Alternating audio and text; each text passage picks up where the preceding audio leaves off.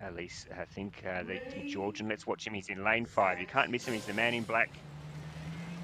As he climbs, oh, not a great start again. He seems to be going up and down in the one spot for a little while. I'll tell you who did get a very good start right next to him, Carlos Garot from Spain. And there he goes. He has flown out. So Garot, the early race leader from Spain, defying running down in lane 3. It's Sobosic from Czechia, maybe a challenge. And now coming through on the bottom of the screen, it's Astonov from Bulgaria. But it's Garot, the veteran from Spain, Carlos Garot, who's holding on to a lead.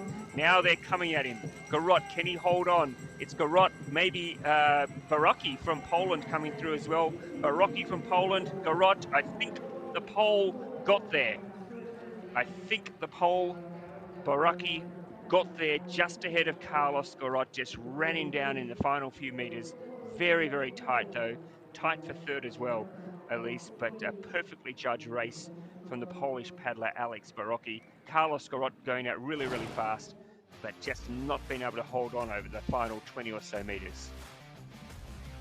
Yeah, and we just saw there Barocki from Poland. He maybe had a bit of a wobble in his first stroke there, but like you said, a very well-timed race to come through at the end and unofficially take the win there. Carlos Garot from Spain, a very good race indeed. He was shaking his head a little bit, obviously not too stoked with maybe the finish, and he'll go back to his coaches and have a look at all of the data and come back next week stronger, I'm sure. And I think maybe lane 3 for third off my eye here. We can have a look here. So definitely lane 4, Poland. Yeah, lane 3. It's like Sobosic. Second, Spain, Sobosic, and lane 3, yeah. Sobosic from Czech Republic there. They're your top 3 for the B final of the K1 men 200 meters. And I reckon he would be pretty happy with his race. It's quite hard sometimes to know how you went straight after you cross the line. Obviously, it's very tight racing, and particularly depending on who's carrying the most boat speed across the line, it can kind of throw your judgment when you're on the water to figure out if you won or if you got second or fifth or whatever it is. So he'll go back and have a look at the scoreboard and be very happy with that, I'm sure. Yeah, I mean, when you look there at that replay, he was probably sitting 4th or maybe even 5th. There you go. I love people taking selfies of themselves on the big screen. Why not? Nice little crowd building here. As always in Szeged, they love it in Szeged, coming out and supporting the canoe competition, the canoe sprint and kayak competition.